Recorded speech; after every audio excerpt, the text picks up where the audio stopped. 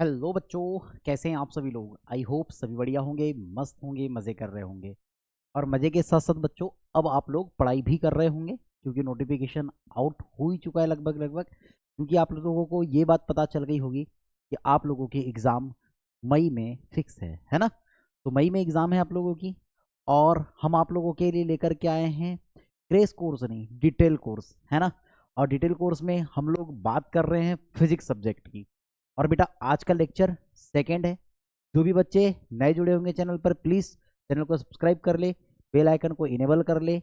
और बेटा अगर वीडियो आप लोगों को पसंद आ रही होगी ना, तो प्लीज़ वीडियो को लाइक जरूर करेंगे और कमेंट जरूर करेंगे कि आप लोगों को वीडियो कैसी लग रही है।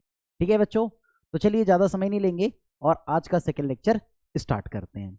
तो ध्यान से देखिए बच्चों, हम बात कर रहे थे इलेक्ट्रोस्टैटिक्स की कि इलेक्ट्रोस्टैटिक्स क्या है ना। स्थिर वैद्युतिकी की बात कर रहे थे। इसका सेकेंड लेक्चर है बेटा। प्रीवियस लेक्चर में हम लोगों ने चार्ज के इंट्रोडक्शन को देख लिया था कि चार्ज क्या है, कैसे वर्क करता है, या अगर सेम चार्ज है तो क्या होगा, अपोजिट चार्ज है तो क्या होगा। ठीक है, इन सभी पे हम लोगों ने बात कर लिया था। फिर हमने कि क्वांटाइजेशन ऑफ चार्ज देख लिया था, है ना। आवेशों का क्वांटिकीकरण हमने ये समझ लिया था। आज हम बात करेंगे प्यारे बच्चों, हम बात करने वाले हैं किस में, तो आज हम बात करेंगे बेटा कूलाम के नियम पर। कूलाम के नियम के साथ साथ हम देखेंगे कहीं ना कहीं कि बहुलक आवेशों पर लगने वाला बल, इसका मतलब हम पढ़ने वाले हैं बेटा प्रिंसिपल ऑफ सुपरपोजिशन। ठीक है, उसके बाद हम बात करेंगे बच्चों एक प्यारे से टॉपिक जिसमें हम बात करने वाले हैं कि अगर मान के चलिए आपके पास 3 चार्जेस गिवन है, तो 3 चार्जेस कब इक्विलिब्रियम में, या हम कह सकते हैं कि 2 चार्जेस के साथ साथ जो थर्ड चार्ज है वो कब इक्विलिब्रियम में आएगा। तो चलिए बच्चों ध्यान से देखिएगा। देखिए, हम सबसे पहली बात करने वाले हैं जिसका नेम है कूलम्स लॉ। जिसका नेम क्या है प्यारे बच्चों, कूलम्स लॉ है। अब ये कूलम्स लॉ की अगर हम बात करें तो ये कूलम लॉ क्या है एक्चुअल में, अगर इस कूलम लॉ की बात करें तो ये कूलम लॉ क्या है। तो कूलम लॉ के बारे में आप तो अच्छे से जानती होंगे बच्चों कि कूलम लॉ क्या है।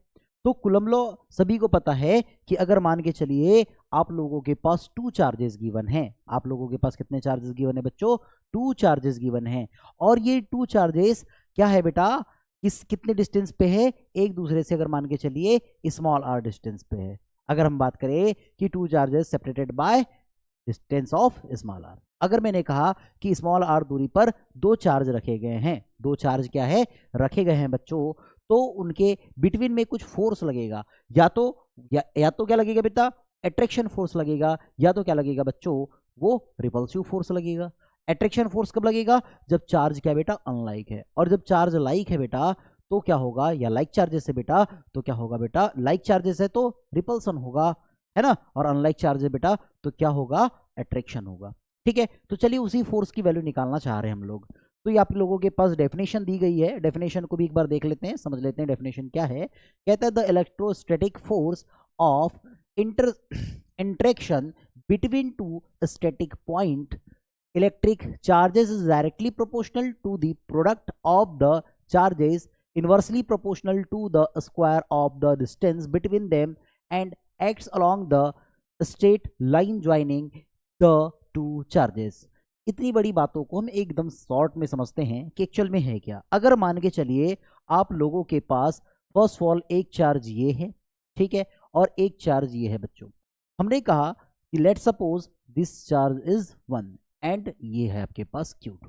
ठीक है, आपने देखा आपके पास 2 चार्जेस गिवन है, एक चार्ज Q1 है, एक चार्ज क्या है बच्चों Q2 है। और ये हमने ये कंसीडर कर लिया बच्चों कि इन दोनों के बिटवीन की डिस्टेंस कितनी है, इन दोनों के बिटवीन की डिस्टेंस है प्यारे बच्चों वो है अपने पास स्मॉल आर। इन दोनों के बिटवीन की डिस्टेंस कितनी है बच्चों, स्मॉल आर। क्या इतनी बात समझ में आ गई। अब ध्यान से देखिए, ये दोनों चार्ज, ये जो 2 चार्ज है बेटा, इनके बिटवीन में कुछ फोर्स अप्लाई होगा। अब ये जो फोर्स क्या है, उसी फोर्स की वैल्यू हमें फाइंड आउट करनी होती है। ठीक है ना, ध्यान से देखिए। अब ये दोनों चार्ज कैसे होने चाहिए बेटा, ये पॉइंट चार्ज होने चाहिए। ये दोनों चार्ज कैसे होने चाहिए, पॉइंट चार्ज होने चाहिए। इस बात को याद रखिएगा, ये कौन से चार्ज होने चाहिए बेटा, पॉइंट चार्ज होने चाहिए, है ना। ये पॉइंट चार्ज होने चाहिए। अगर पॉइंट चार्ज नहीं है, पॉइंट चार्ज नहीं है तो क्या कूलम लॉ अप्लाई होगा कि नहीं? नहीं होगा। सिंपल सी बात है, आपको पॉइंट चार्ज कंसीडर करने ही पड़ेंगे। सर पॉइंट चार्ज की कोई स्पेसिफिक डेफिनेशन बता दीजिए कि पॉइंट चार्ज क्या है। तो पॉइंट चार्ज की कोई स्पेसिफिक डेफिनेशन नहीं है बच्चों। पॉइंट चार्ज बेटा किस पर डिपेंड करता है? बिटवीन डिस्टेंस पर डिपेंड करता है। अगर मैं बोलूं कि मैं एक पॉइंट चार्ज हूं, आप बोलोगे सर कहाँ पॉइंट हो आप? आपकी तो एक प्रकार की डायमेंशन है, आपकी एक डायमेंशन है। अब डायमेंशन है तो कहाँ से पॉइंट चार्ज हो जाओगे? डायमेंशन मतलब मेरी लेंथ है कि नहीं एक प्रकार की? अगर मेरी लेंथ है तो मैं कहाँ से पॉइंट चार्ज हो जाऊंगा? नहीं ना। लेकिन मैं पॉइंट चार्ज हूं। अगर मान के चलिए, ध्यान से देखिए, अगर मेरे और आपके बिटवीन की डिस्टेंस की बात करें तो बेटा बहुत ज्यादा है। बात समझ में आ रही है कि नहीं? तो मैं और आप क्या बन जाएंगे? पॉइंट चार्ज बन जाएंगे। तो आप क्या बोलेंगे? सर हम तो कितने दूर है। अरे भाई दूर नहीं है, पास ही तो है। ठीक है, अगर आप मुझसे पढ़ रहे हैं तो पास ही हो। जैसे मैंने बोला बेटा कि अगर मैं यहाँ पर खड़ा हूँ, मुझसे कुछ 1 किलोमीटर डिस्टेंस पर कोई ऑब्जेक्ट रखा हुआ है या कोई एक और आदमी रखा है, तो हम दोनों आदमी एक दूसरे को देखेंगे तो हम एक दूसरे को छोटे छोटे दिखेंगे। तो बेटा हम दोनों के बिटवीन की डिस्टेंस मैक्सिमम है। बिटवीन की डिस्टेंस कैसी है? मैक्सिमम है। और हमारी डायमेंशन कितनी है? मिनिमम है। तब हम बोलेंगे कि हम दोनों कैसे हैं? पॉइंट चार्ज है। तो बेटा जो ये पॉइंट चार्ज के बिटवीन में लगने वाला फोर्स होता है, यानी कि जो Q1 और Q2 है बेटा, ये पॉइंट चार्ज है। अब ये पॉइंट चार्ज है तो इनके बिटवीन में लगने वाला जो फोर्स की डायरेक्शन आप देखोगे बच्चों, इन दोनों के बिटवीन में जो फोर्स की डायरेक्शन है देखोगे, एक फोर्स इस डायरेक्शन में लगेगा, एक फोर्स इस डायरेक्शन में लगेगा। कब लगेगा बेटा? कब लगेगा? जब ये दोनों चार्जेस कैसे हैं? सेम है। मैंने कहा कि ये भी पॉजिटिव चार्ज है और ये भी पॉजिटिव चार्ज है, तो इस पे जो फोर्स लगेगा इस डायरेक्शन में और इस पे जो फोर्स लगेगा इस डायरेक्शन में, ये जो फोर्स लगेगा बेटा, ये जो फोर्स लगने वाला है, ये फोर्स किसके कारण? देखो ये फोर्स किस पर लगेगा, ध्यान से देखिएगा।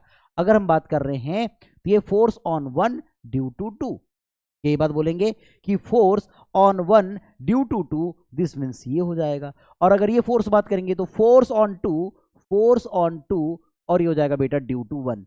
इसका मतलब क्या है कि ये फोर्स क्या लग रहा है बेटा? पहले ऑब्जेक्ट पर या Q1 चार्ज पे लग रहा है Q2 के कारण, और ये जो फोर्स लग रहा है बेटा Q2 पर लग रहा है Q1 के कारण। क्या बात समझ में आ रही है? तो देखो बेटा ये जो दोनों फोर्स होते हैं ना, ये क्या होते हैं बेटा? सेम होते हैं, इक्वल होते हैं, बट डायरेक्शन कैसी होती है? अलग अलग। लेकिन यहीं पर एक चार्ज कंसीडर करते बच्चों, यहीं पर हम एक चार्ज कंसीडर करते कि आपके पास Q1 है और एक चार्ज Q2 है। सपोज ये पॉजिटिव चार्ज है, ये नेगेटिव चार्ज है, और इनके बिटवीन की डिस्टेंस इनके बिटवीन की डिस्टेंस, प्यारे बच्चों इनके बिटवीन की डिस्टेंस हमने r कंसीडर किया। तो ध्यान दीजिएगा बच्चों, इनके बिटवीन में जो लगने वाला फोर्स होगा वो अट्रैक्शन फोर्स होगा। वो कैसा फोर्स होगा बच्चों? अट्रैक्शन फोर्स होगा। अब ये फोर्स क्या होगा? अगेन वही F on one due to two and F on two due to one. अब देखिए कोई दिक्कत नहीं, ये कैसा फोर्स होगा? अट्रैक्शन फोर्स होगा, क्योंकि देखो अपोजिट चार्ज है, अनलाइक चार्ज है, तो अनलाइक चार्ज क्या करते हैं बेटा? अट्रैक्ट करते हैं, है ना। लाइक चार्ज क्या करते हैं बेटा? रिपल करते हैं। बात समझ में आ रही है ना? तो बेटा ये जो फोर्स होंगे, इसका मतलब, इसका मीनिंग यही है बेटा, ये जो फोर्स होगा F1 ड्यू टू टू, ठीक है, is equal to F on two due to one. ये कैसे होंगे? इक्वल होंगे, बट डायरेक्शन कैसी होगी? अपोजिट होगी। बट डायरेक्शन कैसी होगी? अपोजिट होगी। तो हमको एक बात याद रखनी है कि जो F होगा, यानी F12 वेक्टर का mod is equal to F21 vector का mod is equal to F। इसका मतलब याद रखिएगा बच्चों, अगर वेक्टर फॉर्म में, क्योंकि हम पीएनएसटी पढ़ रहे हैं तो हमको छोटी छोटी बातें याद रखनी पड़ेगी। इसका मतलब इन दोनों पर जो नेट फोर्स होगा, वो नेट फोर्स होगा या इनका मैग्नीट्यूड होगा, वो मैग्नीट्यूड सेम होता है बेटा। लेकिन अगर डायरेक्शन की बात करें तो डायरेक्शन अलग अलग होती है। तो अगर वेक्टर फॉर्म में दिया है तो आपको एक को पॉजिटिव और एक को नेगेटिव लेना पड़ेगा। क्या इतनी बात समझ में आ रही है? तो ठीक है बेटा। तो ये जो फोर्स है, ये फोर्स क्या होता है? ध्यान से देखो, ये जो फोर्स है वो फोर्स क्या होता है बेटा? जो फोर्स है डायरेक्टली प्रोपोर्शनल होता है बेटा इन दोनों चार्जेस के प्रोडक्ट के। ठीक है, इन दोनों चार्जेस के प्रोडक्ट के डायरेक्टली प्रोपोर्शनल होता है बेटा फोर्स। अब दूसरी बात आपको ये याद रखनी है कि जो फोर्स होता है बेटा वो इनवर्सली प्रोपोर्शनल होता है बेटा आर स्क्वायर के। ये दूसरी बात आपको याद रखनी है। इसका मतलब याद रखे कि जो फोर्स लगने वाला है बेटा इन दोनों चार्जेस के मैग्नीट्यूड के प्रोडक्ट के डायरेक्टली प्रोपोर्शनल होता है, और ये जो बिटवीन डिस्टेंस है बेटा इसके स्क्वायर के इनवर्सली प्रोपोर्शनल होता है। इसके स्क्वायर के इनवर्सली प्रोपोर्शनल होता है। क्या बात समझ में आ रही है? तो इससे एक बात समझ में आ रही है, देखो छोटी छोटी बातें याद रखिएगा। यहाँ पर पीएनएसटी के लिए छोटी छोटी बातें याद रखिएगा कि अगर मैं ये बात बोल दिया, क्वेश्चन ध्यान से समझिए।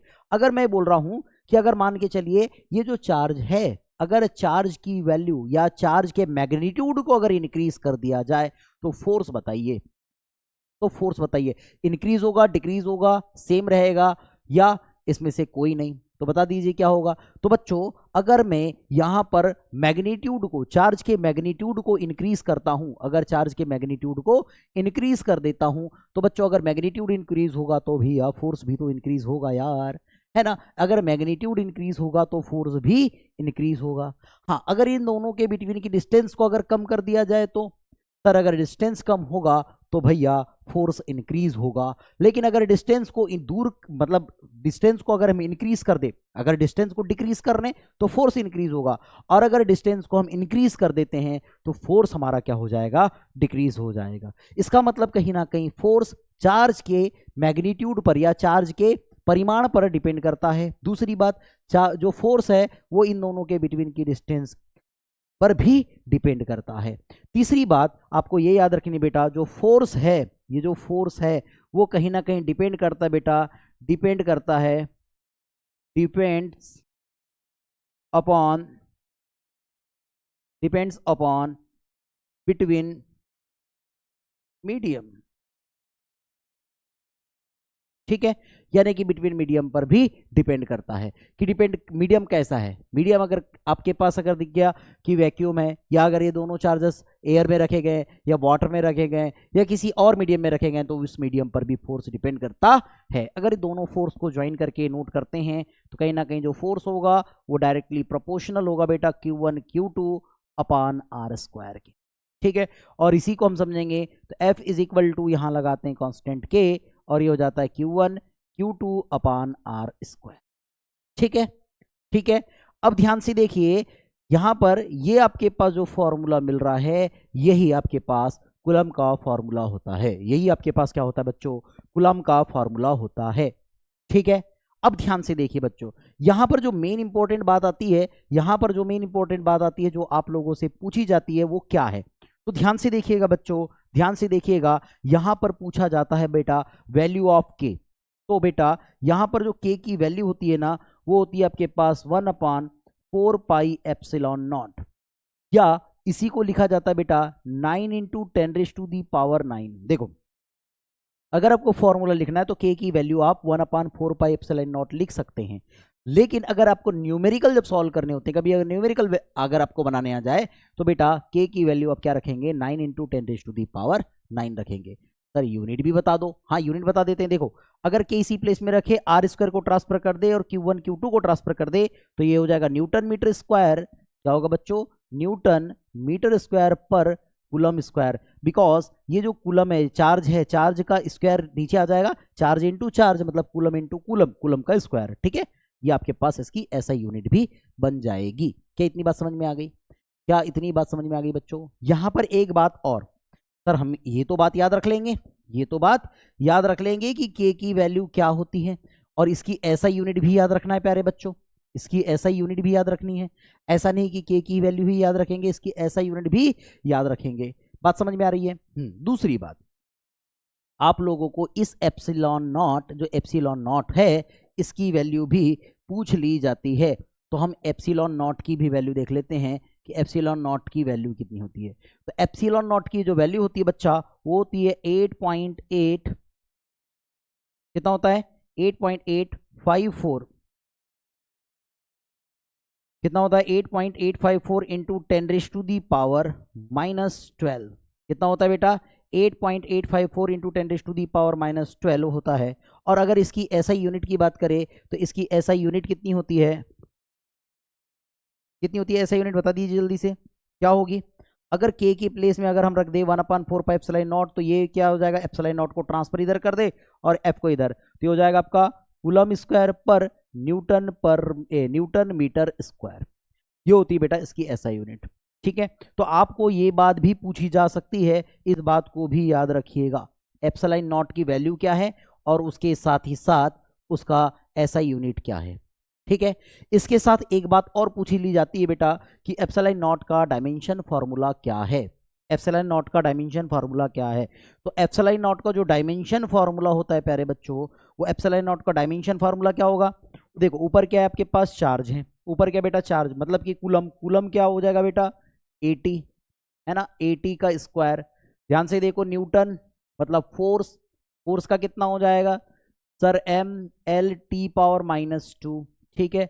मीटर स्क्वायर है मतलब फिर कितना आ जाएगा बच्चा, क्या आ जाएगा L²। सॉल्व करेंगे, ध्यान से देखो, इसको सॉल्व करने पर देखेंगे हम लोग ये हो जाएगा हमारे पास m ऊपर चला जाएगा तो m इनवर्स L⁻³ और ये जाएगा a पावर, हम देखेंगे ये हो जाएगा अपने पास a⁻² और ये T⁻4। ये क्या हो जाएगा बेटा आप लोगों के पास, ये अब इसका डायमेंशन फार्मूला हो जाएगा। तो डायमेंशन फार्मूले को हम यहाँ लिख लेते हैं। इसका डायमेंशन फार्मूला क्या होगा, सो डायमेंशन फार्मूला किसका, एप्सिलॉन नॉट का, किसका बेटा एप्सिलॉन नॉट का। तो ये हो जाएगा आप लोगों के पास, ये हो जाएगा आप लोगों के पास m इनवर्स L⁻³ a⁻2 और बेटा T⁻4, ठीक है। ये इसका डायमेंशन फार्मूला हो जाएगा, ये इसका डायमेंशन फार्मूला हो जाएगा। इसका काम खत्म कर देते हैं। डायमेंशन फार्मूला समझ में आया कैसे डायमेंशन फार्मूला निकालते हैं, क्लियर है बच्चों, ठीक। तो इसका डायमेंशन फार्मूला भी हो गया। इसे बोलते क्या है, ये भी बात याद रख लीजिएगा। तो इसको बोलते बेटा परमिटिविटी, क्या बोलते हैं इसको बेटा, परमिटिविटी ऑफ फ्री स्पेस। क्या बोलते बेटा इसको, तो इस बात को भी याद रख लीजिएगा, इसको बोलते हैं permittivity, permittivity of free space, free space, permittivity of free space. इसको क्या बोलते हैं, परमिटिविटी ऑफ फ्री स्पेस, यानी इसको बोलते हैं, क्या बोलते हैं, फ्री स्पेस, है ना, फ्री स्पेस या वायु या निर्वात की विद्युतशीलता। क्या बोलते हैं बेटा हिंदी में, वायु या निर्वात की विद्युतशीलता। इस बात को याद रख लीजिएगा। क्या बोलते हैं बेटा इसको, वायु या निर्वात की, लिख देते हैं यहां पर, वायु या निर्वात की विद्युतशीलता, विद्युतशीलता, ठीक है, वायु या निर्वात की विद्युतशीलता। इस बात को याद रख लीजिएगा। क्या इतनी बातें समझ में आई प्यारे बच्चों, क्या इतनी बातें समझ में आई, क्या कोई प्रॉब्लम है यहां तक, है ना। कूलम के नियम से हमने जितनी बातें हो सकती है छोटी छोटी वो सब बातें आपको बता दिए, वे सभी बातें आपको हमने बता दिया। क्या बात समझ में आ गई, चलिए आगे बढ़ते हैं बच्चों। अब आ गया Coulomb's law in vector form. अब Coulomb's law in vector form को पढ़ने से पहले कुछ बातें कूलम के नियम की समझ लेते हैं। कुछ इसकी लिमिटेशंस होती है बेटा, तो हम उसको भी समझ लेते हैं, और कुछ लिमिटेशन के साथ साथ इसके भी कुछ न्यूमेरिकल्स भी देखेंगे। तो हम लिमिटेशन देख लेते हैं, फिर उसके बाद ये समझेंगे, है ना। देखिए लिमिटेशन की,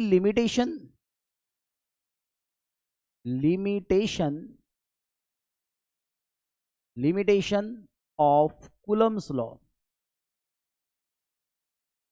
कूलम्स लॉ। अब ये कूलम्स लॉ की क्या लिमिटेशंस है उस पर बात करते हैं।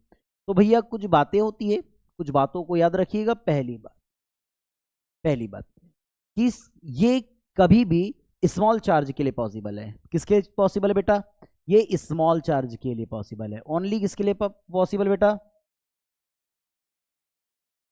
Only for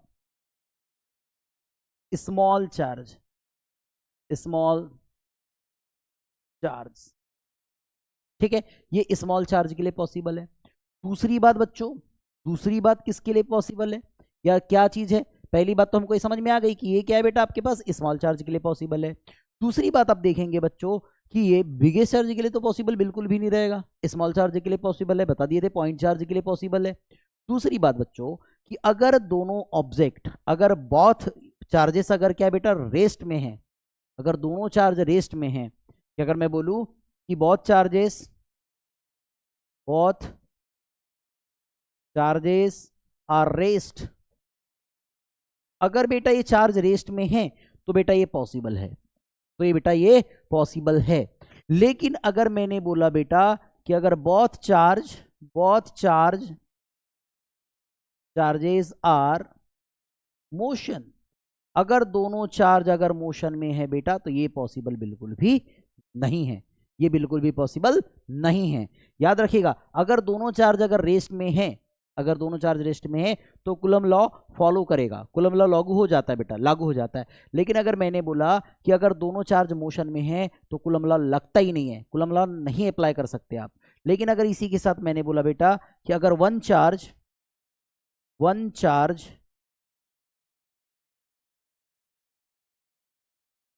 at rest and 1 charge at motion। तो याद रखिएगा बेटा, अगर ऐसी कंडीशन है तो बेटा यहां पर कूलम लॉ क्या हो जाता है बेटा, लागू हो जाता है। यहां पर कूलम लॉ क्या हो जाता है, लागू हो जाता है। इस बात को याद रखिएगा। ये छोटी छोटी बातें अपने को इनको याद रखना है, इनको याद रखना है, ठीक है। इसके साथ साथ एक बात और याद रख लीजिएगा बच्चों, वो बात क्या है, ध्यान से देखिएगा। तो हम बात करते हैं बेटा, अगर मैं ग्राफ बना दूं, अगर मैं क्या ड्रॉ कर दूं बच्चों, ग्राफ किसके बिटवीन में देख रहे हैं बेटा, आर एंड एफ के बिटवीन में। अगर आर एंड एफ के बिटवीन में अगर ग्राफ चेक करें बच्चों, तो आर एंड एफ के बिटवीन में क्या ग्राफ होगा, तो बेटा इसमें जो ग्राफ होगा वो ग्राफ कुछ ऐसे चलेगा। कैसे चलेगा, ये ग्राफ कुछ, ये जो ग्राफ है वो ग्राफ कुछ ऐसे चलने वाला है बच्चों, ये ग्राफ कुछ ऐसे चलेगा। बात समझ में आ रही है। अब ग्राफ ऐसे क्यों चल रहा है, क्योंकि बेटा f is inversely proportional to r square है। इसका मतलब अगर r जैसे जैसे बढ़ेगा, देखो r जैसे जैसे बढ़ेगा f भी बहुत जल्दी नीचे आएगा, है ना, बहुत वैल्यू f की गिरेगी। लेकिन अगर मैं बोल रहा हूँ f अगर बढ़ रहा है तो f अगर बढ़ जाएगा बेटा तो r की वैल्यू कम हो रही है। ये इसी से बता रहा है f is inversely proportional to r square से। एक बात और इसमें याद रख लीजिए कि अगर बेटा ध्यान से देखिए, अगर r को आप डबल करते हैं, r को आप क्या करते हैं बेटा, डबल करते हैं, r को डबल करते हैं तो बेटा f क्या हो जाएगा, अगर r डबल कर दिया जाए तो f डेस, अगर मैं बात करूं f डेस की बात करूं, नया जो फोर्स मिलेगा, अगर r को डबल कर दिया जाए मतलब 2 टाइम, है ना, 2 टाइम कर दिया जाए तो 2 का स्क्वायर कितना होगा 4, तो बेटा f डेस कितना हो जाएगा, जो फोर्स रहेगा उसका 4 टाइम हो जाएगा।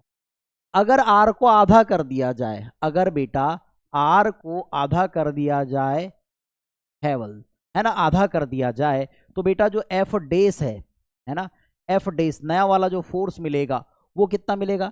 अगर मैं आर को आधा कर दूं तो बेटा कितना मिल जाएगा आप लोगों के पास, देखो ध्यान से समझिएगा, ध्यान से समझिएगा।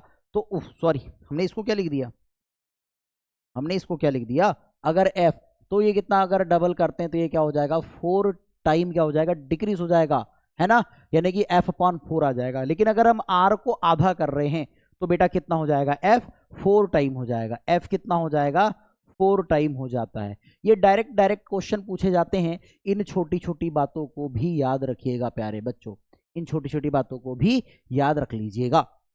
ये होता है आपका कूलम लॉ, ये होता है बच्चों कूलम लॉ। क्या बात समझ में आ गई, क्या बात समझ में आ गई बच्चों, आगे बढ़े, चलिए अब आगे बढ़ते हैं। तो हम बात करने वाले हैं Coulomb's law in vector form. तो हम इसको क्या कर देते हैं, यहाँ से क्लीन कर देते हैं, आप स्क्रीनशॉट ले लीजिएगा, आप स्क्रीनशॉट ले लीजिए, हम इसको यहाँ से कर देते हैं क्लीन, ठीक है। चलिए बच्चों, अब हम बात करने वाले हैं Coulomb's law in vector form. अब Coulomb's law in vector form की बात करेंगे बच्चों, तो ध्यान से देखिएगा क्या बात होने वाली है।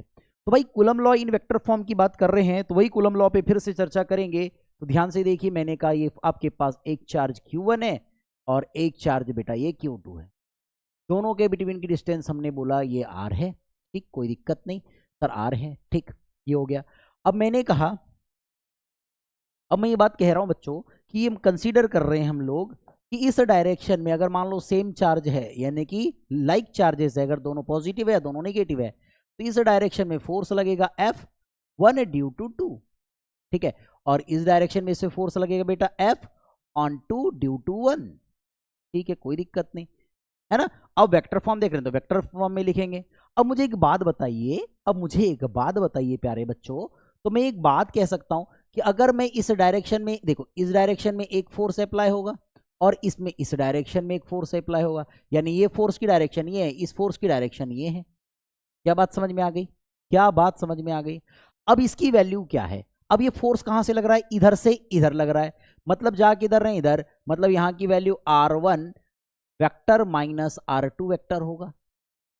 क्या होगा ये, R1 vector minus R2 vector. अरे भाई फाइनल माइनस इनिशियल नहीं होता, पोजीशन वेक्टर क्या होता है, final vector minus initial vector. अगर आपको वेक्टर एनालिसिस नहीं आती प्यारे बच्चों, तो आप लोगों को मैं आई जो आई ऑप्शन होता है उधर कॉर्नर में दिखेगा आप लोगों को, वहां पर बेटा, वहां पर आप लोगों के पास बेसिक मैथमेटिक्स की प्लेलिस्ट लगा दूंगा, वहां से बेसिक मैथमेटिक्स में वेक्टर देख लेना, क्लियर बात है, अगर वेक्टर नहीं आएगा तो आपसे फिजिक्स नहीं बनेगी। ठीक, दूसरी बात, अगर आप यहां से इस फोर्स की डायरेक्शन देख रहे हैं बेटा, तो क्या हो जाएगी, देखो इस डायरेक्शन में चल रहा है तो क्या होगा, फाइनल माइनस इनिशियल, मतलब R2 vector minus R1 vector. क्या इतनी बात समझ में आ गई? क्या इतनी बातें समझ में आ गई बच्चों? अब ध्यान से देखिए, अब ध्यान से देखिए, हम आगे बढ़ते हैं। अब मैंने कहा अगर मान के चलिए बेटा एफ क्या निकालने वाला हूं मैं, F12 वेक्टर निकाल रहा हूं। अब F12 वेक्टर क्या होगा बेटा, F12 vector is equal to K into Q1 Q2 upon ये हो जाएगा बेटा R स्क्वायर। ठीक है, R स्क्वायर मतलब मॉड R स्क्वायर बोल देते हैं इसको।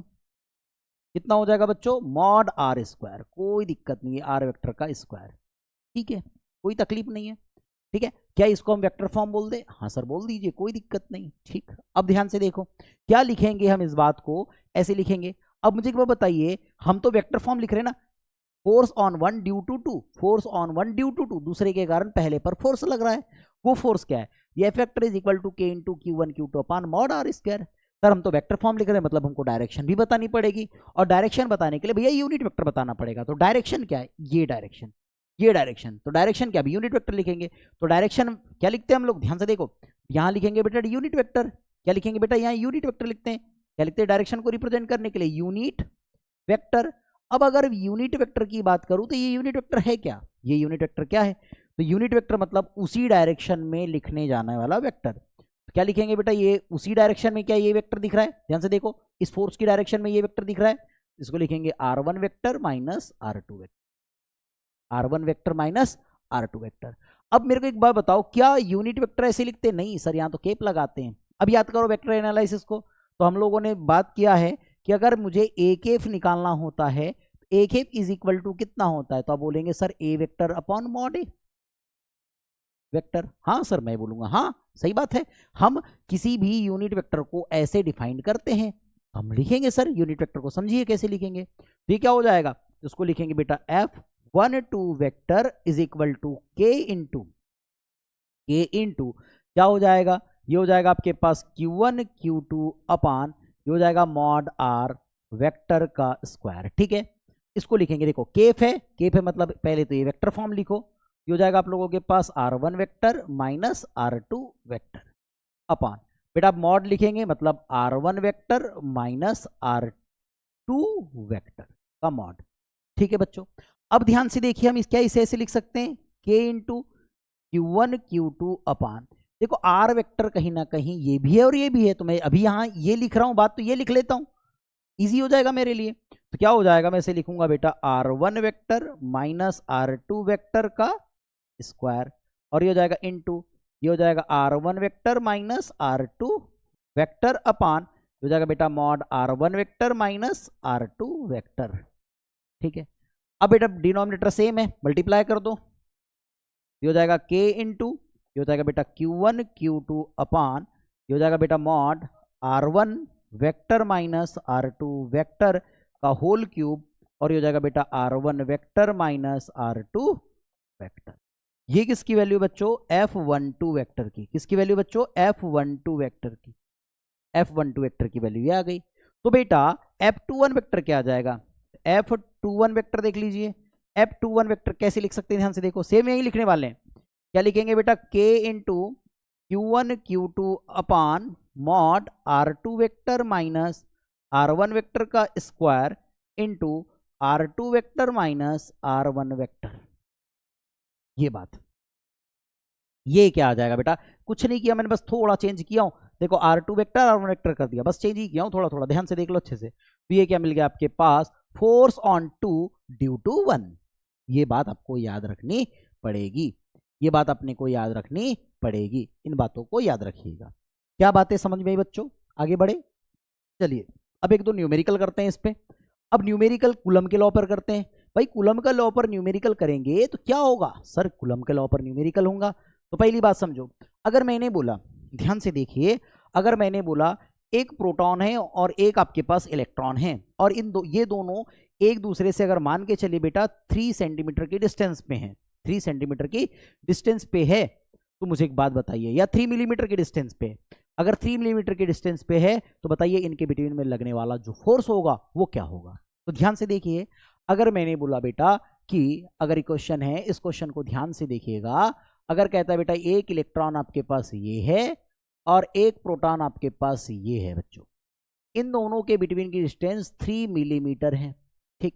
तो इनके बिटवीन में लगने वाला जो फोर्स होगा, इनके बिटवीन में लगने वाला फोर्स होगा, उसकी वैल्यू बता दीजिए। तो उसकी वैल्यू कैसे बताएंगे, ध्यान से देखिए। अब इसकी वैल्यू अगर बताना चाहते हैं हम लोग, तो अगर देखो इसके सॉल्यूशन की बात करें बच्चा, इसके सॉल्यूशन की बात करें तो सॉल्यूशन क्या होगा, सबसे पहले तो गिवन लिख लीजिए। गिवन क्या गिवन है, तो आपके पास E is equal to P plus, क्या इलेक्ट्रॉन और प्रोटॉन पे चार्ज सेम होता है, हाँ। मैग्नीट्यूड सेम होता है, डायरेक्शन अलग अलग है, एक पॉजिटिव एक नेगेटिव, लेकिन मैग्नीट्यूड तो सेम होता है, यानी दोनों का जो चार्ज होता है वो सेम होता है। और कितना होता है बच्चों, याद रखना 1.6 इंटू 10⁻⁻19 कूलम, ठीक है। दूसरी बात, सर आर बता दीजिए, तो आर कितना है आपके पास है बेटा 3 मिलीमीटर। 3 मिलीमीटर को सबसे पहले आप ऐसा यूनिट में कन्वर्ट करेंगे, ये हो जाएगा बेटा 3 इंटू 10⁻⁻³ मीटर, ओके, ठीक है, ये भी कन्वर्ट हो गया। आपको पता है ना 3 मिलीमीटर को कैसे लिखेंगे, 3 मिलीमीटर को मीटर में कन्वर्ट करने के लिए हम 10⁻³ का मल्टीप्लाई कर देंगे। क्लियर है बच्चों, ध्यान से देखिए, दो बात समझ में आ गई। तो फोर्स निकालेंगे बेटा, तो फोर्स की वैल्यू कितनी होती है, F is equal to, coulomb law लगेगा, क्या होता है, K into Q1 Q2 upon R square, ठीक है। देखो K की वैल्यू कितनी है, तो सर 9 इंटू 10⁻9 होती है, बताया था मैंने आप लोगों को, ये बात बताया था। देखो 9 इंटू 10⁻9 जब भी हम न्यूमेरिकल क्वेश्चन सॉल्व करेंगे, ठीक है। अब मुझे एक बात बताइए Q1 की वैल्यू कितनी है, तो भैया 1.6 इंटू 10⁻⁻19 इंटू ये बेटा 1.6 इंटू 10⁻⁻19 अपॉन R की वैल्यू बेटा 3 इंटू 10⁻³ का होल स्क्वायर, ठीक है। ध्यान से देखिए, सॉल्व करेंगे तो कितना हो जाएगा बेटा, सॉल्व करने पर देखेंगे तो हो जाएगा आपके पास 9 इंटू, देखो 1.6 ठीक है, कितना हो जाएगा 1.6 इंटू 1.6 है, तो कितना हो जाएगा, अगर मल्टीप्लाई करेंगे तो कितना हो जाएगा, तो ये हो जाएगा आपके पास 6 है ना, और ये हो जाएगा आप लोगों के पास 256 होगा ना, और ये डेसिमल यहाँ लग जाएगा, यानी 2.56 है ना, क्या आ जाएगा बेटा 2.56 आएगा, कितना आएगा 2.56 इंटू, अब देखो ये 10⁻⁹ माइनस 9 है, 19 है, और ये माइनस सॉरी 10⁻⁹ 10⁻⁻19 10⁻⁻19 -19 -19 -38 और ये माइनस +9 हो जाएगा, तो 10⁻⁻, कितना हो जाएगा बेटा 29, ठीक है। अब ध्यान से देखो अपॉन, ठीक है, अब देखो कितना हो जाएगा, ये होने वाला है अपने पास 3 का स्क्वायर 9 हो जाएगा इंटू 10⁻⁻6 हो जाएगा, ठीक।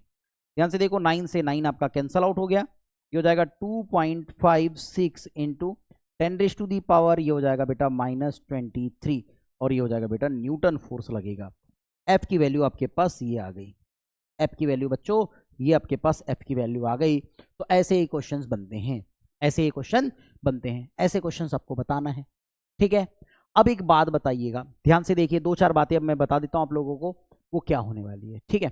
अब मुझे एक बात बताइए कि अगर कभी कभी ऐसे क्वेश्चन आ जाएंगे, ध्यान से देखिए, कि अगर मान के चलिए आपके पास ये कंडीशन आ जाए बच्चों, क्या कंडीशन आ जाए, ये कंडीशन आ जाए कि अगर मान के चलिए एक चार्ज आपके पास पॉजिटिव है, ध्यान से देखो, अब एक चार्ज पॉजिटिव है, या मेरे पास एक चार्ज दिया है कि Q1 दिया गया बेटा, Q1 की वैल्यू आगे आपके पास है 3 माइक्रोकूलम, और में बेटा Q2 दिया गया है, ये आपके पास है बेटा -7 माइक्रोकूलम।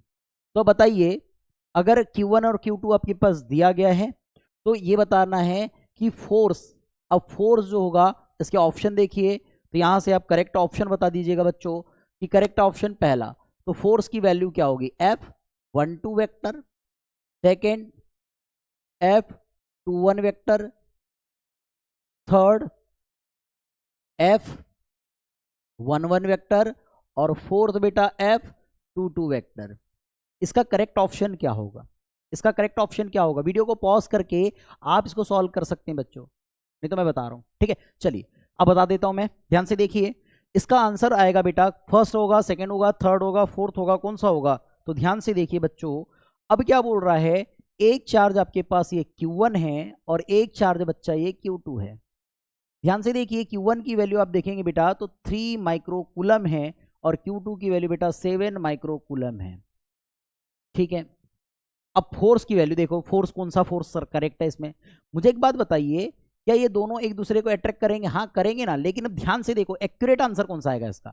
ध्यान से देखो, अगर मैं एक बात बोल रहा हूं कि यहां पर ये जो Q1 की वैल्यू है ये कम है, Q2 की वैल्यू ज्यादा है, सर निगेटिव है लेकिन मैग्नीट्यूड तो ज्यादा है भाई, तो कौन खींचेगा? ये चार्ज इसको अपनी ओर खींचेगा इस डायरेक्शन में। क्या करेगा बेटा? ये इसे इस डायरेक्शन में अपनी ओर खींचेगा, खींचेगा कि नहीं? मतलब कौन फोर्स लगा रहा है? देखो फोर्स ऑन, ये कौन सा बेटा? Force on 1 due to 2। बस, तो कौन सा आंसर करेक्ट हो जाएगा? फर्स्ट आंसर इसका क्या हो जाएगा? करेक्ट हो जाएगा। अपने को ये बातें समझनी है। चलिए बढ़ते हैं आगे। नेक्स्ट, अब आता है प्रिंसिपल ऑफ सुपरपोजिशन। अब क्या है बेटा? Principle of superposition. तो प्रिंसिपल ऑफ सुपरपोजिशन क्या कहता है मेरे प्यारे बच्चों? ध्यान से देखिएगा। तो प्रिंसिपल ऑफ सुपरपोजिशन कहता है, प्रिंसिपल ऑफ सुपरपोजिशन कहता है कि अगर मान के चलिए आपके पास कोई चार्ज है तो उस चार्ज पर आसपास रखे हुए जितने भी चार्जेस होगा उसके द्वारा लगने वाला जो नेट फोर्स होता है उन सभी चार्जेस के द्वारा लगने वाले फोर्सेस के क्या होगा बेटा? एल्जेब्रिक सम के इक्वल होता है या वेक्टर सम के इक्वल होता है, कोई दिक्कत नहीं। अपन एल्जेब्रिक सम भी बोल सकते हैं, वेक्टर सम का यूज ज्यादा करते तो वेक्टर सम बोल देते हैं। क्या होगा? जैसे मैंने बोला, मान के चलिए आपके पास ये Q1 चार्ज है, ये Q2 चार्ज है बच्चों, और ये Q3 चार्ज है। ठीक है, ओके। तो मुझे बताना है कि यहां पर फोर्स ऑन 2 यानी 2 पर क्या फोर्स होगा? फोर्स ऑन 2 यानी कि सेकेंड चार्ज पर क्या फोर्स होगा बच्चों, ये बताना है। सेकेंड चार्ज पर क्या फोर्स होगा? तो ध्यान से देखिए, अगर मैं फोर्स ऑन 2 पर बताऊं बेटा, चार्ज 2 पे बताऊं, तो पहले बताओ इसके कारण इस पे एक फोर्स होगा? हाँ सर होगा। तो ये हो जाएगा बेटा फोर्स ऑन 2 ड्यू टू 1। ठीक है, प्लस बेटा इसके कारण जो फोर्स होगा वो तो होगा ही, कोई दूसरा चार्ज आए पास में या ना, इससे कोई फर्क नहीं पड़ता। लेकिन अब दूसरा चार्ज है, इसके कारण से इस पे भी फोर्स लगेगा। हाँ सर, तो हो जाएगा force on 2 due to 3। Okay, क्या बात समझ में आ गई? तो क्या बन गया बेटा अपने पास? जो ये फोर्स बन गया, इस फोर्स को हम क्या बोलते हैं बेटा? इस फोर्स को हम क्या बोलते हैं बच्चों? इस फोर्स को हम बोलते हैं एफ नेट। इसे क्या बोलते हैं बच्चों? इसे बोलते हैं एफ नेट। ये नेट फोर्स है बच्चों, ये नेट फोर्स है। किस पे नेट फोर्स है? ये सेकेंड चार्ज पर नेट फोर्स है। अगर मैं कह देता बेटा कि अगर आपके पास यहां एन चार्जेस है, कितने चार्जेस है बच्चों? एन चार्जेस है, सो फोर्स की क्या वैल्यू मिलेगी? तो बेटा अगर मैं बोल रहा हूं कि फोर्स की अगर वैल्यू बताना है आपको, फोर्स की वैल्यू बताना है, अगर एन चार्जेस आपके पास गिवन है, एन चार्जेस गिवन है, तो एनएच चार्ज पर लगने वाला फोर्स, अगर मैं बोलूं force on nth charge, force on क्या हो जाएगा? Nth charge. तो ये हो जाएगा बेटा formula, force on nth charge to 1 plus force on N due to 2, force on N due to 3 plus plus force on N due to N minus 1। तो ये बन जाएगा बच्चों, ये बन जाएगा आप लोगों के पास फोर्स अगर कब, फोर्स कब? जब आपके पास एन चार्ज गिवन हो। जब आपके पास एन चार्ज गिवन हो तो आप ये फॉर्मूला लगाएंगे, ये फॉर्मूला लगाएंगे। क्या इतनी बात समझ में आ गई? क्या इतनी बात समझ में आ गई? हाँ सर आ गई, कोई दिक्कत नहीं है। तो बेटा प्रिंसिपल ऑफ सुपरपोजिशन में ये बात समझ में आई, तो इस पे अब न्यूमेरिकल्स दिखते हैं क्या होगा, कैसे होगा। कूलम लॉ भी लगेगा और ये प्रिंसिपल ऑफ सुपरपोजिशन वाला भी कंसेप्ट लगने वाला है। ध्यान से देखिए, स्टार्ट करें। ध्यान से देखो, अगर मैंने कहा बेटा आप लोगों के पास ये ट्राइंगल है, अगर आप लोगों के पास ये इक्विलेटरल ट्राइंगल है, कौन सा ट्राइंगल है प्यारे बच्चों? ये इक्विलेटरल ट्राइंगल है, कंसीडर कर लीजिए इक्विलेटरल ट्राइंगल है। मैंने कहा बेटा एक चार्ज यहाँ क्यू है ना, ये भी ये क्यू है, पॉजिटिव क्यू ले लेते हैं, ये भी पॉजिटिव क्यू है और ये भी पॉजिटिव क्यू ही है। अब मैंने बोला या इसे Q1 दे देते हैं, इसे Q2 दे देते हैं और इसे Q3 दे देते हैं, कोई दिक्कत नहीं है। हाँ, सपोज इस बात को देख लीजिए, ये आपके पास वर्टिसेस A है, ये B है और ये आप लोगों के पास बेटा C है। सभी साइड्स की वैल्यू A और A, यानी साइड्स की जो लेंथ है वो A ही है। इक्विलेटरल ट्राइंगल है तो एक साइड बता दिए तो पूरे साइड हम बता देंगे, कोई दिक्कत नहीं। इक्विलेटरल ट्राइंगल मतलब समबाहु त्रिभुज, इक्विलेटरल ट्रायंगल मतलब समबाहु त्रिभुज। तो बच्चों इस क्वेश्चन में आपको एफ ऑन बेटा Q2 चार्ज यानी एफ ऑन टू बताना है ना, force on two due to some charges. ठीक है, क्या होगा बच्चों ये बताना है। ध्यान से देखिए, कोई बड़ी भारी बात नहीं है, बिल्कुल भी नहीं है, ध्यान से देखिएगा। अब यहां पर करना क्या है, सबसे पहले देखो, सबसे पहले क्या इसके कारण इस पे एक फोर्स लगेगा। मुझे एक बात बताइए कि दोनों कैसे चार्ज है, पॉजिटिव चार्ज है, तो कैसा फोर्स लगेगा, रिपल्सिव फोर्स लगेगा। तो हमने बोला इस पे रिपल्सिव फोर्स लग रहा और ये इस डायरेक्शन। क्या बात समझ में आई, ये रिपल्सिव फोर्स लगा, ठीक है, कोई दिक्कत नहीं है। अब हम बताओ ये पॉजिटिव चार्ज, ये भी पॉजिटिव चार्ज, तो यहां पर भी कौन सा फोर्स लगेगा बच्चों, रिपल्सिव फोर्स लगेगा। हाँ ठीक है सर, रिपल्सिव फोर्स लगेगा, कोई दिक्कत नहीं। तो इस फोर्स को हमने कहा बेटा कि जो फोर्स है, force on two due to one. ठीक है, और ये क्या लग रहा है बेटा, ये क्या लग रहा है, ध्यान से देखिए, ये जो फोर्स लगेगा force on two due to three. क्या इतनी बातें समझ में आ गई, क्या इतनी बातें समझ में आ गई। अब ध्यान से देखिए, क्या हम यहां पर फोर्सेस की वैल्यू निकालेंगे, हाँ निकालेंगे सर, कोई दिक्कत नहीं है। ध्यान से देखो, ये फोर्स पहले निकाल लो, फिर ये फोर्स निकाल लो। तो मैंने बोला फर्स्ट ऑफ ऑल हम ये बात समझते हैं कि हमने कहा बेटा कि force on two due to one निकालते हैं तो कितना मिलेगा सर, के इंटू, क्या मिलेगा बच्चों, के इंटू कितना मिलने वाला है सर, ये Q1 ये Q2, तो ये हो जाएगा Q1 Q2। और यानी याद रखिएगा बच्चों कि जो आपके पास Q1 Q2 is equal to Q2 is equal to Q3, ये तीनों क्या है, इक्वल है, मतलब इसको हम Q के इक्वल ले सकते हैं, कंसीडर कर सकते हैं, कोई दिक्कत नहीं है। तो अपॉन कितना हो जाएगा बच्चों, कितना है दोनों के बिटवीन की डिस्टेंस, मतलब ए स्क्वायर, कूलम लॉ, कितना हो जाएगा बच्चों, ये आ जाएगा आपके पास K into Q1 Q2 equal है ये, मतलब Q इंटू Q का स्क्वायर अपॉन कितना आएगा, ए स्क्वायर।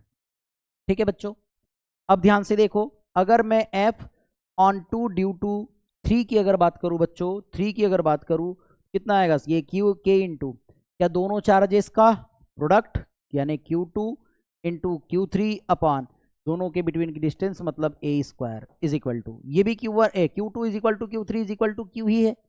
तो क्या बोलेंगे बच्चों, ये आ जाएगा आपके पास K into Q square upon ये भी ए स्क्वायर आएगा। क्या इतनी बातें समझ में आ गई। तो क्या ये दोनों फोर्सेस इक्वल मिल रहे हैं, तो क्या इन दोनों फोर्सेस को मैं एफ बोल दूं, कोई दिक्कत नहीं। अब मुझे एक बात बताइए कि ये एक फोर्स इस डायरेक्शन में लग रहा, एक फोर्स इस डायरेक्शन में लग रहा, हाँ सर, तो भाई दोनों अलग अलग लगेंगे क्या, नहीं, यहाँ तो रिजल्टेंट मिलना चाहिए ना। और ये रिजल्टेंट कहाँ मिलेगा, ये रिजल्टेंट कहाँ मिलेगा बच्चों, तो ये रिजल्टेंट मिलेगा बेटा इस डायरेक्शन में, यहाँ पर क्या मिलने वाला है अपने पास, एक रिजल्टेंट मिलेगा सर, हाँ ठीक है, रिजल्टेंट मिलेगा, ये आपके पास एफ नेट मिलेगा एक्चुअल में, यहाँ पर एफ नेट वेक्टर, बात समझ में आ रही है, एफ नेट मिलेगा, हाँ सर कोई दिक्कत नहीं, एफ नेट निकाल देते हैं। अब एफ नेट मिलेगा बच्चों, मुझे एक बात बताइए, यहाँ पर टोटल एंगल कितना बनेगा 60 डिग्री, यहाँ पर भी एंगल कितना बनेगा 60 डिग्री, बात समझ में आ गई। तो बस एफ नेट निकाल दीजिए, एफ नेट का फॉर्मूला, अब यहाँ पर भी वेक्टर वाला फॉर्मूला लग रहा है, ध्यान से देखिएगा, तो ये अंडर रूट ऑफ क्या बनता है बेटा, F1 वेक्टर का स्क्वायर प्लस F2 वेक्टर का स्क्वायर प्लस कितना हो जाएगा, ये हो जाएगा आप लोगों के पास F1 इंटू F2 इंटू और ये आ जाएगा कॉस, और जो एंगल बन रहा है वो 60 डिग्री। ध्यान से देखिएगा बच्चों, इनको सॉल्व करेंगे तो ये हो जाएगा अंडर रूट ऑफ F1 की वैल्यू कितनी है, F1 को मैं दोनों देखो सेम ही बोल दूं क्या, है ना, ये मान के चलिए 2 1 वेक्टर है और ये कितना है आपके पास 2 3 वेक्टर है, तो 2 1 हो जाएगा और ये हो जाएगा 2 3, ठीक, चलो ठीक, कोई दिक्कत नहीं है। ध्यान से देखिए, इसकी वैल्यू अगर देखो तो ये भी एफ स्क्वायर होगा सर, ये भी एफ स्क्वायर होगा, क्योंकि देखो सभी को एफ मान लियो क्योंकि इक्वल है, और इज प्लस ये हो जाएगा एफ इंटू एफ और हो जाएगा कॉस 60। मुझे बताइए अगर सॉल्व करेंगे तो ये एफ स्क्वायर, देखो F square 2 F square plus F into F square, cos 60 की वैल्यू कितनी होती है, कॉस 60 की वैल्यू बेटा अंडर रूट 3/2 कितनी होती है 1/√2, कितनी होती है बेटा 1/√2, कितनी होती है बच्चों 1/√2। बात समझ में आ रही है, बात समझ में आ रही है, इतनी बात क्लियर है, इतनी बात, सॉरी 1/2 होती है बेटा, कितनी होती है 1/2, cos 60 की वैल्यू कितनी होती है 1/2। सॉल्व करेंगे तो ये हो जाएगा आप लोगों के पास अंडर रूट ऑफ, देखो ये हो जाएगा 2 2 जा 4, 4f स्क्वायर अपॉन कितना आएगा 2। सॉल्व करेंगे तो ये कितना होने वाला बेटा, कैंसल आउट करेंगे तो ये 2, मतलब कि f रूट 2। ये आ गया बेटा आपके पास f नेट। कितना आ गया बेटा आपके पास f नेट, f रूट 2। तो मुझे बताइए अगर मैं f नेट लिखाना चाहूं तो f net is equal to कितना आएगा, इज इक्वल टू कितना आएगा, f की वैल्यू पुट कर दो। तो f की वैल्यू क्या थी अपने पास, f की वैल्यू थी बेटा अपने पास k इंटू ये हो जाएगा Q square upon A square into under root 2, into under root 2। क्या इस बात को ऐसे लिख सकते हैं हम, इसको लिखेंगे k इंटू ये हो जाएगा रूट 2, ये हो जाएगा Q square upon A square. ये आपका फाइनल आंसर आएगा बच्चों एफ नेट का। बात समझ में आ गई। तो प्रिंसिपल ऑफ सुपरपोजिशन को हम ऐसे सॉल्व करते हैं, है ना, ऐसे क्वेश्चन आएंगे तो ऐसे सॉल्व करेंगे आप लोग। क्लियर है बच्चों, क्लियर है, क्लियर है बच्चों, बात समझ में आ रही है, क्लियर है ना।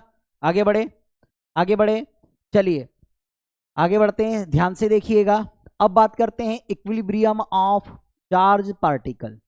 अब हम बात करेंगे बच्चों इक्विलिब्रियम ऑफ चार्ज पार्टिकल, कि चार्ज पार्टिकल में इक्विलिब्रियम पोजीशन क्या होती है। तो ध्यान से देखिएगा प्यारे बच्चों, अगर हम बात कर रहे हैं इक्विलिब्रियम की, तो इक्विलिब्रियम में दो बातें याद रखिएगा।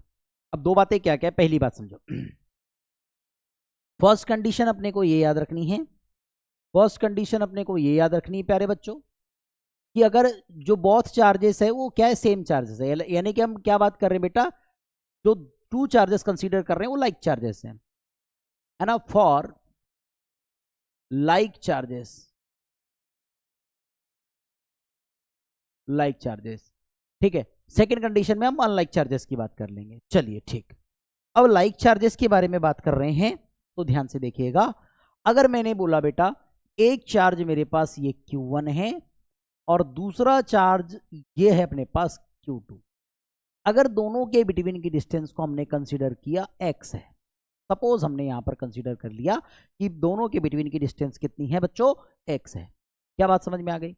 अब मैं एक थर्ड चार्ज लेने वाला हूं, अब मैं क्या लेने वाला हूं बच्चों, थर्ड चार्ज लेने वाला हूं। तो मुझे एक बात बताइए, थर्ड चार्ज को इक्विलिब्रियम में रखना है, थर्ड चार्ज को मुझे किस में रखना है प्यारे बच्चों, इक्विलिब्रियम में रखना है। तो इक्विलिब्रियम में रखूंगा तो कहां रखूंगा, अगर मान के चलिए लाइक चार्ज, मतलब ये दोनों कैसे पॉजिटिव चार्ज है, कैसे चार्ज है बच्चों, पॉजिटिव चार्ज है। अगर दोनों पॉजिटिव चार्ज है, इसका मतलब अगर मैं चार्ज को अगर इस साइड रखूं तो ये भी क्या करेगा, देखो अगर कोई चार्ज इस साइड रख दिया मैंने, अगर मान लो ये चार्ज पॉजिटिव चार्ज ले लेता मैं, अगर ये पॉजिटिव चार्ज ये भी रिपल करेगा, ये भी रिपल करेगा, तो दूर भागेगा, इक्विलिब्रियम में नहीं आएगा। इक्विलिब्रियम का मतलब क्या होता है, इन दोनों पर इसके कारण और इसके कारण जो फोर्स लगेगा वो फोर्स कैसा हो जाना चाहिए, इक्वल होना चाहिए। फोर्स क्या होना चाहिए, इक्वल, यानी नेट फोर्स की वैल्यू कितनी होनी चाहिए, जीरो। नेट फोर्स की वैल्यू कितनी होनी चाहिए बच्चों, जीरो। ध्यान से देखो इधर, ये तो बात हजम नहीं हुई हमारे से, है ना, ये तो बात समझ में नहीं आई। अब ध्यान से देखो, अगर ये चार्ज इधर कहीं होता तो बेटा ये इसको रिपल करता, क्योंकि ये भी पॉजिटिव ये भी पॉजिटिव, रिपल, ये पॉजिटिव रिपल, भाई इधर भी नहीं होगा। इसका मतलब एक बात हमें ये समझ में आ रही है कि अगर दो चार्ज लाइक चार्जेस है, चाहे नेगेटिव भी चार्ज होते, अगर मान लो यहां पर पॉजिटिव चार्ज है दोनों नेगेटिव होते, तो ये भी अट्रैक्ट ये भी अट्रैक्ट करता, बोले पास ला लो, वो तो भाग जाता अपने जगह से, अपने जगह से नहीं भागना चाहिए। बात समझ में आ रही है कि नहीं। तो ये क्या होने के बाद क्या होंगे बेटा, कि अगर आपके पास लाइक चार्जेस गिवन है, अगर आप लोगों का लाइक चार्जेस गिवन है, तो जो थर्ड चार्ज होगा बेटा, वो थर्ड चार्ज यहां कहीं बिटवीन में होगा, यहां कहीं बिटवीन में होगा। अब कहां होगा नहीं मालूम, पर होगा कहीं बिटवीन में। बात समझ में आ रही है, बात समझ में आ रही है, बात समझ में आ रही है प्यारे बच्चों, क्लियर है, क्लियर है। हाँ, तो इसके लिए एक बात, तो इसके लिए एक फार्मूला याद रखिएगा बच्चों, फॉर्मूला याद रखिएगा कि अगर ये डिस्टेंस मैं निकालना चाहता हूं, अगर मैं ये डिस्टेंस अगर फाइंड आउट करना चाहता हूं कि ये कितनी दूरी पर है, कि ये कितनी डिस्टेंस पर है, तो बेटा डिस्टेंस का जो फॉर्मूला निकलता है वो होता है हमारे पास, वो डिस्टेंस का फॉर्मूला होता है बेटा, या हम कह सकते हैं बेटा यहां पर क्या बोलेंगे, अगर मैं डिस्टेंस के फॉर्मूले की बात करूं तो डिस्टेंस का फॉर्मूला क्या होगा, तो डिस्टेंस का फॉर्मूला क्या होगा बताइए जल्दी से, क्या लिख सकते हैं बता दीजिए जल्दी से, क्या होगा डिस्टेंस का फॉर्मूला, क्या होता है, क्या होगा बताओ जल्दी से, क्या होता है, लिख सकते हैं क्या, क्या लिखेंगे बताओ, इसको लिखेंगे डिस्टेंस फ्रॉम स्मॉल चार्ज या स्मॉलेस्ट चार्ज, है ना, distance from smallest charge, distance from क्या हो जाएगा बेटा, smallest charge where third charge is, या हम क्या बोल सकते हैं, चार्ज, बस सिंपल सी इतनी बात बोलो, is equal to under root of Q1 upon under root of Q2 minus Q under root of Q1। ये बेटा फॉर्मूला होता है इनटू क्या बोलेंगे बेटा, इनटू एल, इनटू क्या बोलेंगे बेटा, एल, इनटू क्या बोलेंगे बेटा, एल। अब इनटू एल बोले तो ये एल क्या है, एल क्या है, या फिर अब सॉरी एल नहीं बोलेंगे, एक्स बोलेंगे, क्या बोलेंगे बेटा, एक्स। कितनी डिस्टेंस है इसकी, एक्स डिस्टेंस है, टोटल डिस्टेंस। बात समझ में आ रही है, बात समझ में आ रही है, बात समझ में आ रही है क्या बच्चों, क्या इतनी बातें समझ में आ गई। चलिए हाँ, यहां याद रखिएगा बच्चों एक बात और, क्या याद रखना है, ध्यान से देखिए, यहां याद रखना है बेटा, वेयर Q1 क्या आपके पास स्मॉलेस्ट चार्ज है बेटा, क्या बेटा, स्मॉलेस्ट चार्ज है, याद रखिएगा बेटा, क्या होगा, जो ऊपर रखा जाएगा वो स्मॉलेस्ट चार्ज होगा, क्या होगा बेटा, वो स्मॉलेस्ट चार्ज होगा। दूसरी बात बच्चों, सेकंड बात याद रखिएगा, सेकंड अपने को याद रखना है, सेकंड होगी बेटा अपने पास, सेकंड होगी बेटा अपने पास बात, क्या बात होगी कि सेकंड के लिए अगर मैं बात करूं, कि अगर मैं सेकंड के लिए बात करूं तो सेकंड क्या होगा बेटा, फॉर अनलाइक चार्जेस, अगर अनलाइक चार्जेस के बारे में बात कर रहे हैं, अनलाइक चार्ज दिए होते तो, अनलाइक चार्ज दिए होते तो, इसका मतलब है ये है बच्चों कि अगर मान के चलिए हमारे पास ये Q1 एक चार्ज है, ये Q2 एक चार्ज है, ठीक है। अब ध्यान से देखिए, अब ध्यान से देखिए, अगर मैंने बोला ये एक पॉजिटिव एक नेगेटिव है, यानी अनलाइक चार्जेस ले लेते हैं, मान लो हम क्या लेके चल रहे बेटा, अनलाइक चार्ज लेके चल रहे हैं, तो अनलाइक चार्ज होंगे तो क्या कंडीशन आएगी, तो अनलाइक चार्ज होंगे तो कंडीशन याद रखना बेटा, याद रखना बेटा कि जो आपके पास थर्ड चार्ज होगा बेटा वो कहां होगा, आउटसाइड होगा, कहां होगा, आउटसाइड, बिटवीन में नहीं हो सकता, बिटवीन में नहीं होगा, है ना, क्या होगा बेटा, आउटसाइड होगा। यानी जो थर्ड चार्ज होगा बेटा, जो थर्ड चार्ज होगा वो क्या होगा, थर्ड चार्ज कहां होगा बेटा, आउटसाइड होगा, outside of both charges, both charges, यानी कि दोनों चार्जेस के क्या होगा बेटा, आउटसाइड होगा। And near by the smallest charge, और क्या होगा बच्चों, जो स्मॉलेस्ट चार्ज होगा उसके पास में होगा, और जो स्मॉलेस्ट चार्ज होगा बच्चों उसके पास में होगा। इसका मतलब अगर मैं बोलूं कि ये चार्ज अपने पास Q1 है और ये स्मॉलेस्ट चार्ज है, और ये क्या है प्यारे बच्चों, ये स्मॉलेस्ट चार्ज है, ये क्या है बच्चों, स्मॉलेस्ट चार्ज है। और अगर मैंने बोला ये Q2 क्या है बच्चों अपने पास, स्मॉलेस्ट नहीं है, ये क्या है बेटा, लार्जेस्ट चार्ज है। तो ध्यान से देखो, अगर यहां पर कोई एक चार्ज ले लिया जाए, अगर मैंने बोला यहां पर एक नेगेटिव चार्ज लेता हूं, ध्यान से देखो, अब नियर बाय जैसे बोल रहा हूं उसी के हिसाब समझो, ये एक चार्ज ले लिया, तो मुझे बताओ अगर ये चार्ज अगर मैंने नेगेटिव लेता या पॉजिटिव लेता, कुछ भी ले लो ऐसा जरूरी नहीं है, अगर पॉजिटिव चार्ज लेता तो इसको रिपल करता, लेकिन नेगेटिव चार्ज पास खींचता, इसका मैग्नीट्यूड ज्यादा है बच्चा तो इस पर फोर्स ज्यादा लगेगा, इसका मैग्नीट्यूड कम है तो फोर्स कम लगेगा, इसलिए इसके पास होगा, इससे दूर होगा। इस बात को अपने को याद रखना है। तो बेटा इसमें क्या होगा, तो इसका जो फॉर्मूला मिलने वाला है याद रख लीजिएगा, अगर फॉर्मूला निकालेंगे ये हो जाएगा, इसमें भी डिस्टेंस क्या हो जाएगा बेटा, from smallest charge, smallest charge से डिस्टेंस देख लेते हैं, तो ये होता है बेटा अंडर रूट, सॉरी अगर इसमें तो प्लस आता है ना, plus under root Q1 upon under root Q2 minus under root Q1, और ये हो जाता है बिटवीन डिस्टेंस x, अगर इसकी डिस्टेंस कितनी है बच्चों, x है, बिटवीन की डिस्टेंस कितनी है, x है, तो बेटा ये फॉर्मूला रहता है। हाँ अगर बिटवीन में है तो प्लस लगाना, और आजू बाजू है मतलब लाइक चार्जेस है तो प्लस, और अनलाइक चार्जेस है तो माइनस। थोड़ी गलती हो गई थी बेटा, सॉरी, ठीक है, ठीक है, लिखने में गलती हो गई थी, ठीक है, क्या इतनी बातें समझ में आ गई।